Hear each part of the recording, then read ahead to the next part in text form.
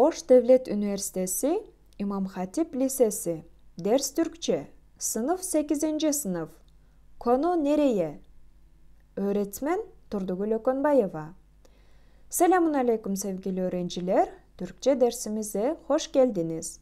Bugünkü dersimizde yönelme halinin eklerini öğreneceğiz. Yönelme halini bulmak için nereye, kime, neye sorularını sorarız. Kural 1. Kelimenin son harfi A, I, O, U ise A veya Ya eki gelecek. Eğer kelimenin son harfi E, I, Ö, Ü ise son sesli harfi E, I, Ö, Ü ise E veya Y eki gelecek. İkinci kuralımız P, Ç, T, K, B, C, D, yumuşak G. Bu harflere bakınız. Eğer kelimenin sonunda P, Ç, T, K harfleri varsa yönelme eki geldiğinde bunlar B, C, D, yumuşak G gibi harflere dönüşecek. Kitap, kitaba, ilaç, ilaca, kağıt, kağıda, çiçek, çiçeğe. Evet arkadaşlar, bu kuralları defterinize yazınız, ezberleyiniz.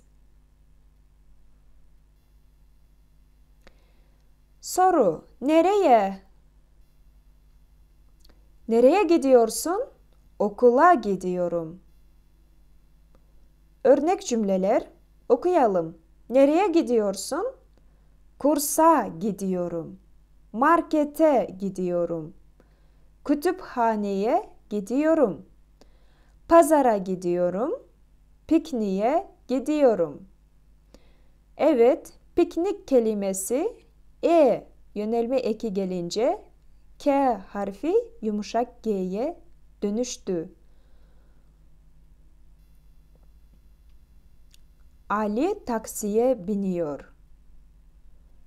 Burada son sesli harf I olduğu için Y eki geldi. Şu kedilere bak. Şu kedilere bak. Nereye, neye bak? Kedilere bak. Kırmızı olan harfler yönelme halinin ekleridir. Bunlara dikkat ediniz. Öğrenelim.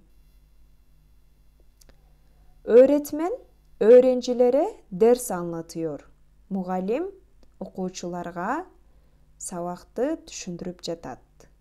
Kimge? Okuwçularga. Öğrenciler tahtaya bakıyor. Okuwçular doskaga karap жатышат.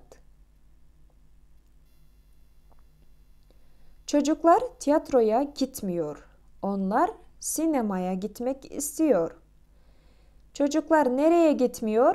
Tiyatroya gitmiyor. Onlar nereye gitmek istiyor? Onlar sinemaya gitmek istiyor. Evet arkadaşlar, yönelme halini bulmak için soracağımız ikinci sorumuz kimedir? Kime? Bana. Kime? Sana. Ona, bize, size, onlara. Bunları da ezberleyelim. Şimdi örnekler.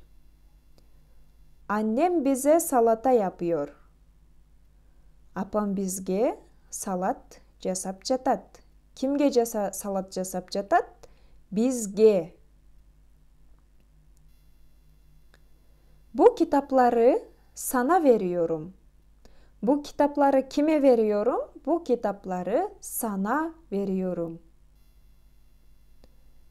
Kime bakıyorsun? Sana bakıyorum. Alıştırmalar. Evet arkadaşlar, bu alıştırmaları okuyalım ve defterinize yazınız. Kime söylüyorsun? Dikkat ediniz. Son sesli harfler yönelme ekleridir. Yönelme halinin ekleri. Kime söylüyorsun? Bana bakar mısın? Sana hediyem var. Sağa belegim var. Hediye belek.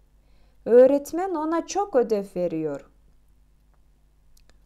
Annem bize yemek pişiriyor. Babam size para veriyor. Müdür onlara görev veriyor.